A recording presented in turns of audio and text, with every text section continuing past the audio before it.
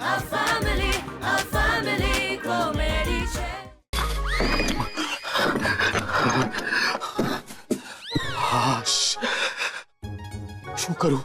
શું કરું yes પાર્થનો patient છે તો પાર્થને જ ફોન કરું છું તો કદાચ કોઈક ઉપાય મળી જાય. પાર્થ ફોન હેલો પાર્થ બેટા એક મિનિટ. હા હેલો. હા પપ્પા બોલો. પાર્થ બેટા તારો એક પાગલ પેશન્ટ છે ને આપણા ઘરમાં ઘૂસી આવ્યો છે. પપ્પા મારા પેશન્ટો બધા પાગલ જ હોય છે. તમે જરા ધ્યાનથી જુઓ, ચારુ અથવા દિશા હશે.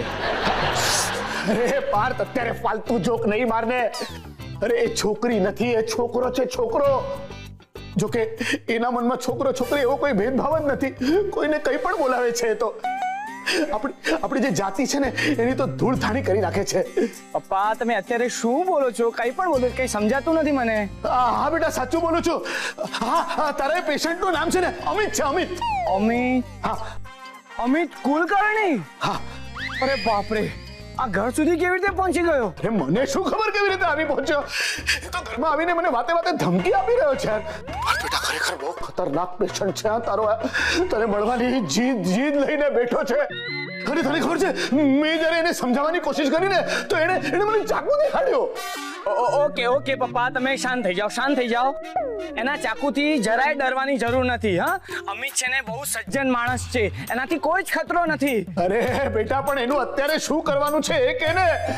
તને ખબર છે મેં જયારે એને કહ્યું ને કે તું 2 દિવસ પછી આવીશ તો એ મારી વાત સાંભળવા તૈયાર નથી યાર.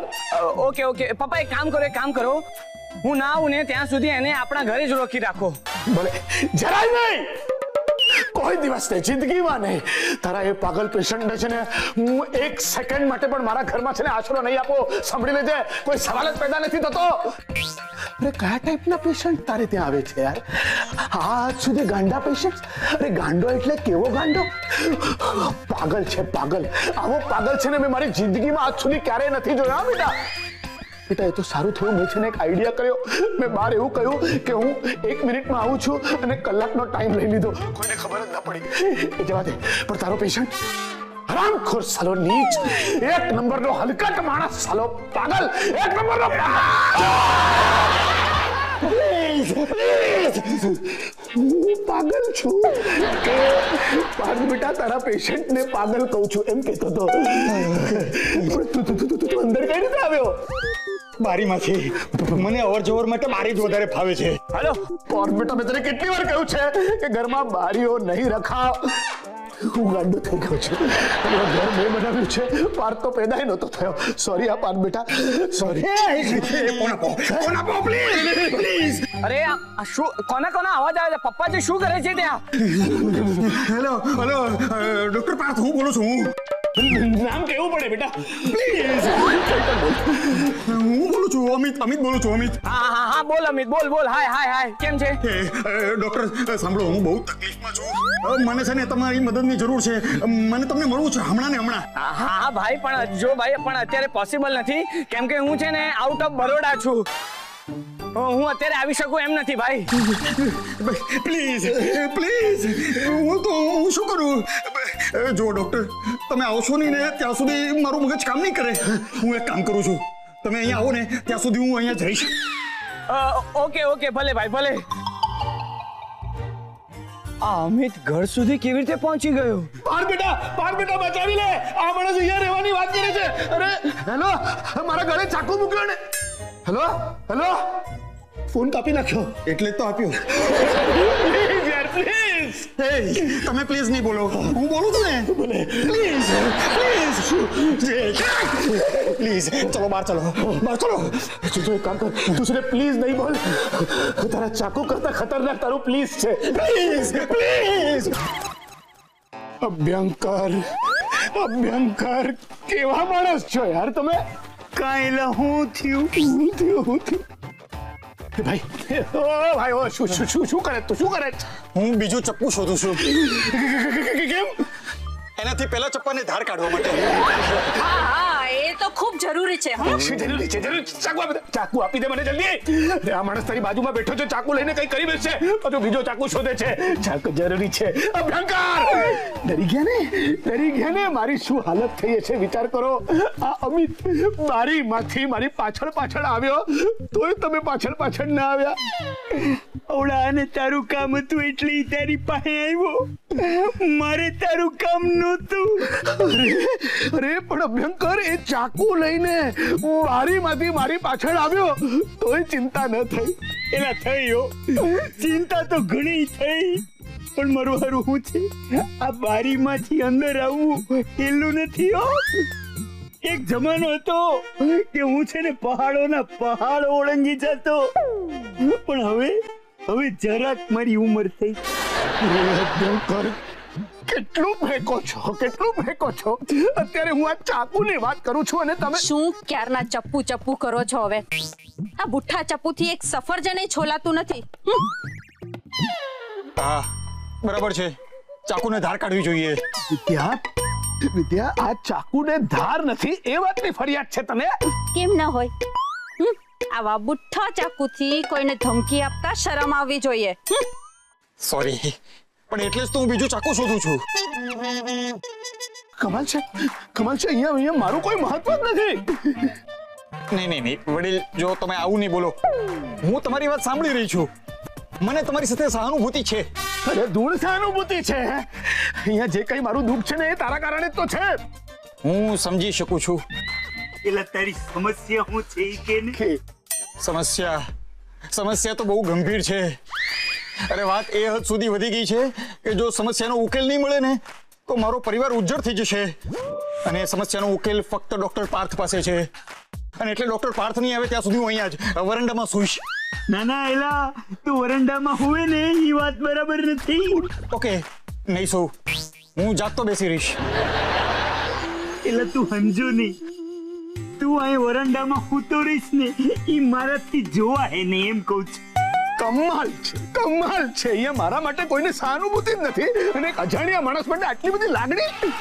નહીં એ જો તમારે મોઢે આવી વાત શોભતી નથી. હું છું તમારી સાથે.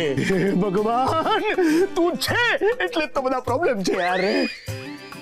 હા હવે ભાઈ તું બોલ ને, તારી સમસ્યા શું છે? સમસ્યા બહુ લાંબી વાત છે, પછી કહીશ. હારું કહી દેજે. હમણાં છે ને તું મારી ઘરે હાલ, ન્યા જ રહેજે. તમે બહુ સારી છો. હું છે ને બહુ હારી છું અને પાછી મૂછું વારી છું. તારે છે ને થોડાક આરામની જરૂર છે, એટલે તું છે ને મારી ઘરે હાલ. પ્લીઝ તું છે પ્લીઝ નહીં બોલ. પ્લીઝ ભાઈ, તારે જે કઈ જોઈતું હોય ને તું ડાયરેક્ટલી માંગી લે. મને આ ચપ્પુ આપી દો. હું છે ને આ ચપ્પુને ધાર કાઢીને અમને ગિફ્ટમાં આપીશ. ઓહો, થેન્ક યુ. હા ભાઈ, હવે તારે અહીંયા રોકાવું હોય તો તું રોકાઈ શકે છે. બધી વ્યવસ્થા થઈ જશે. હા ના please. Bye. Okay. Sorry please. જબરો છે મારો બેટો, જબરો છે યાર. એક હાથમાં ચાકુ અને જબાન પર સોરી. ના પ્લીઝ. સોરી કે પ્લીઝ? અરે બંને હતું.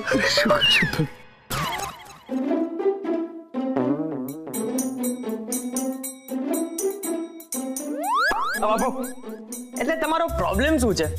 એટલે આમ અચાનક અજાણ્યા લોકોના ઘરમાં ઘૂસી જવાનું મન થાય તમને? ના એટલે કંઈક તો હશે ને. આમ તમે આમ પાણીનો ગ્લાસ ઢોળી દીધો એટલે પ્રોબ્લેમ છે. પ્રોબ્લેમનું નામ શું છે? હાય, એનું નામ તું પેલા નીચે બેસ. અધૂરા નહીં બેસો તમે યાર. પેલા નીચે બેસી જાઓ. બરાબર, પૂરા નીચે બેસો. હા, તમે બેસો. આવો. બે અમિત, બે દીકરા બે. અને એક વાત કહું, હવારના તો તે મને છે ને ટેન્શનમાં મેલી દીધો તો. ના કાકા, એમાં એકચ્યુઅલી એવું છે ને, મારી એક બહુ વિચિત્ર સમસ્યા છે. હા તો શું છે સમસ્યા? શું છે એ જ પૂછું છું.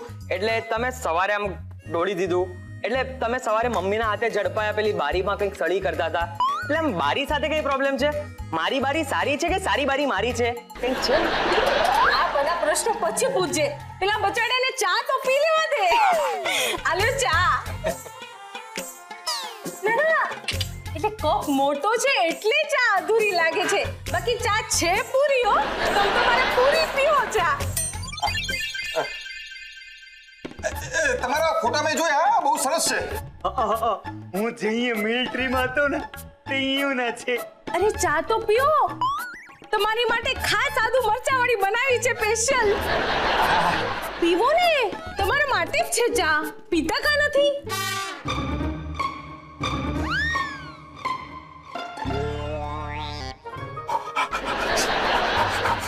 એટલે આ કઈ પીવાની રીત છે તારી?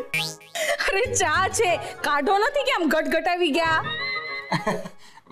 સોરી, એકચ્યુઅલી આ મારી સમસ્યા છે. આ ચાનો કપ અધૂરી હતી અને હું કોઈ અધૂરો વસ્તુ જોઉં ને તો મારાથી સહન નથી થતું. કાં તો એ વસ્તુ આખી પૂરી હોવી જોઈએ, કાં તો આખી ખાલી હોવી જોઈએ. લે, આ તો બહુ જબરું કહેવાય હો. એટલે ભાઈ આવું મેં કોઈ દિવસ સાંભળ્યું નથી. લેકિન આજે સવારે નહીં જોયું?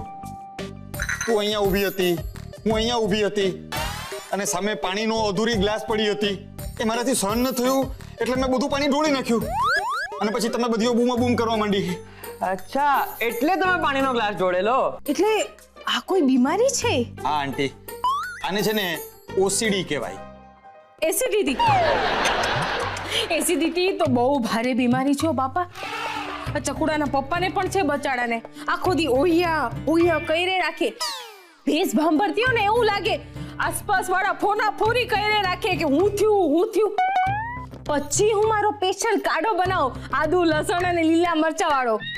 આમ કાઢો પીએ ને એટલે તરત એસિડિટી બેસી જાય. કા એલી તે નક્કી કરી નાખ્યું કે ગમે એના કાન ખાઈ જવાના બોલીને? ઘડીક તો મૂંગી બે ઈ બોલે છે એને સાંભળી લે પેલા. બોલ ભાઈ. આંટી, ઓસીડી નહીં, એસિડિટી. એસિડિટી નહીં, ઓસીડી. ઓસીડી એટલે ઓબ્સેસિવ કમ્પલ્સિવ ડિસઓર્ડર. ઓસીડી આ રોગના છે ને ઘણા જુદા જુદા પ્રકાર હોય છે, પણ મૂળ મુદ્દો એ કે આ રોગના દર્દીઓને એવું જ લાગ્યા કરે કે કામ એક ચોક્કસ રીતે જ થવું જોઈએ યા તો ચોક્કસ પદ્ધતિમાં જ હોવું જોઈએ. આને કહેવાય ઓસીડી. ઓહો, સમજી ગયો. પણ આ તારી ઓસીડી ની બીમારી તો મારા ઘરમાં મયરી છે હો. ઓડી આને થઈ છે. આ હું બોલો છો? મને ક્યાં કોઈ બીમારી છે? કા આ તારી દર વખતે રસોડામાં જે વાનગી બને છે એ એક હરખી ધૂળના પેટની જ બનવી જોઈએ એવું તારું હોય છે તો એને ઓસીડી નો કહેવાય? પપ્પા એ તમે સાચી વાત કરી. હે, એટલે હું પણ બીમાર છું એમ? હોય પણ શકો. પણ એક વાત કહું આંટી, આ બીમારીના કારણે જ હું અત્યારે અહીંયા બેઠી છું. એટલે કઈ સમજાયું નહીં? ના, તમે ઓડીસી ના કારણે નહીં, તમે બારીમાં હાથ નાખ્યો તો એના કારણે અહીંયા બેઠા છો. એલી એ આપણે આને વાંધો નથી, તને શેનો વાંધો છે? આંટી, એ બારીમાં મેં હાથ એટલે જ નાખ્યો કારણ કે બારી અડધી ખુલ્લી હતી અને એ જોઈને મારાથી રહેવાયું નહીં, સહન ન થયું. મેં મારા મનને બહુ સમજાવવાનો પ્રયત્ન કર્યો કે ભાઈ રહેવા દે ને, તારા ઘરની બારી નથી, પણ મન માન્યું જ નહીં એટલે હું એ બારીને બંધ કરવા જઈ રહ્યો હતો. અને મને એમ થયું કે તમે ચોર છો અને ચોરી કરવા હાટુ ઘરમાં ઘૂસવા માંગો છો. બોલો. અમિત દીકરા, એક વાત કહું, તું તારા જિંદગીના આવા પ્રોબ્લેમમાં આવો ખડખડાટ હસી શકે છે ને એટલે જિંદગીમાં ક્યારેય કોઈ મુશ્કેલી તને ન આવી શકે હો દીકરા. અંકલ, હું સવારે જ સમજી ગયેલો કે તમે બહુ સારી સ્વભાવની છો. એટલે ઓસીડી ના ઈલાજ માટે તમે જીજુ પાસે પેશન્ટ તરીકે આવ્યા છો નહીં? હા, ઓસીડી નો પ્રોબ્લેમ, પણ આ નહીં, જરા જુદો પ્રોબ્લેમ છે. શું જુદો પ્રોબ્લેમ દીકરા? શું કહું તમને અંકલ, એ છે ને બહુ ભયંકર અને મોટો પ્રોબ્લેમ છે. અત્યારે મેં જે તમને પ્રોબ્લેમ કહ્યો ને એ તો એ પ્રોબ્લેમની સામે બચ્ચું ગણાય, બચ્ચું. કાકા, શું કાકા કેમ છો કાકા કેમ છો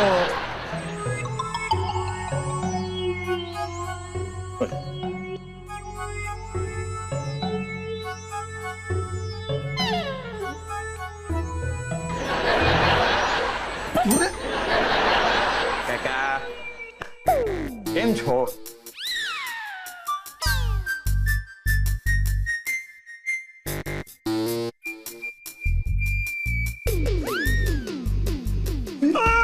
હવે અહીંયા આવતો નહીં મારા વાળા, અહીંયા જગ્યા નથી. એડજસ્ટ થઈ જશે જો હું કરી બતાવજો એ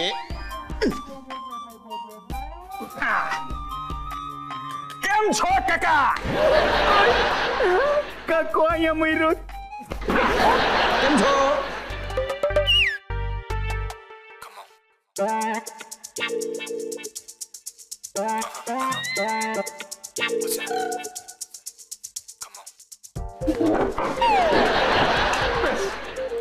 કોઈ વાંધો નહીં હું તમારા ખોળામાં બેસીશ આનું કઈ કરે મારે ખોરે નહીં. હવે તો મોટો થઈ ગયો, આમ ફરી જા અહીંયા બેસી જા. કાકા મારાથી નારાજ છો જાય નહીં. તો પછી મોઢામાંથી થર્મોમીટર કાઢીને મારી સાથે વાત કરો ને આમ ચપ્પુ લઈને વાત કરશો તો કોણ ખુશી ખુશી વાત કરશે? કઈ વાત ચપ્પુ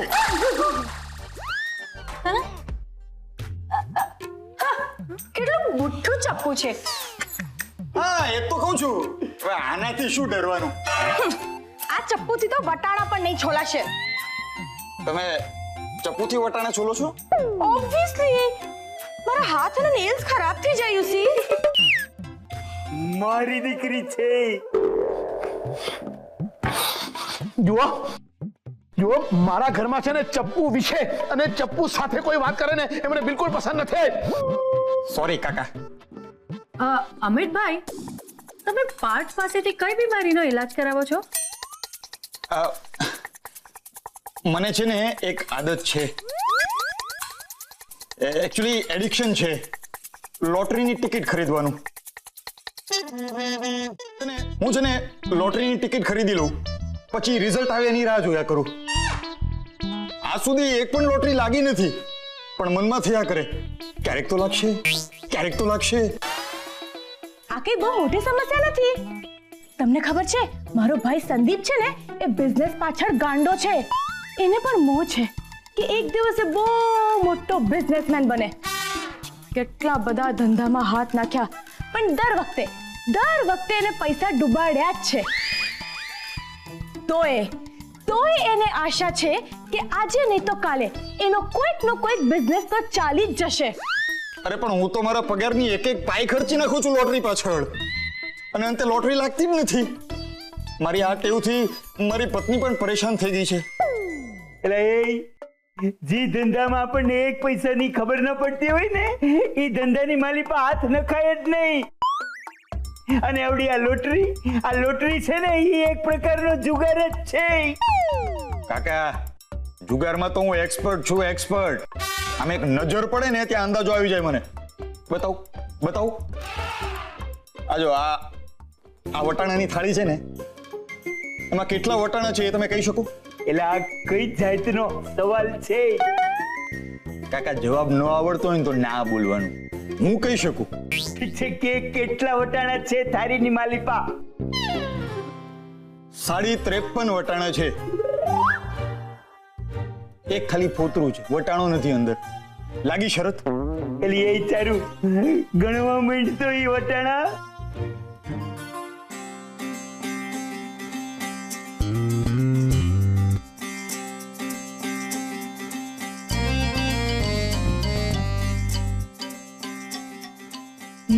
હા રે, આ તો ખરેખર 53 વટાણા છે.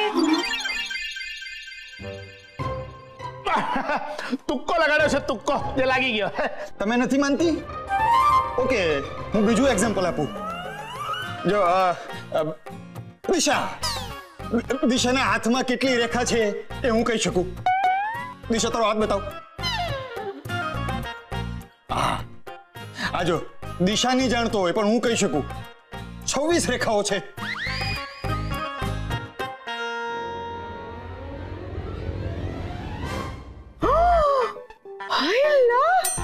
પરફેક્ટ 26 રેખાઓ છે.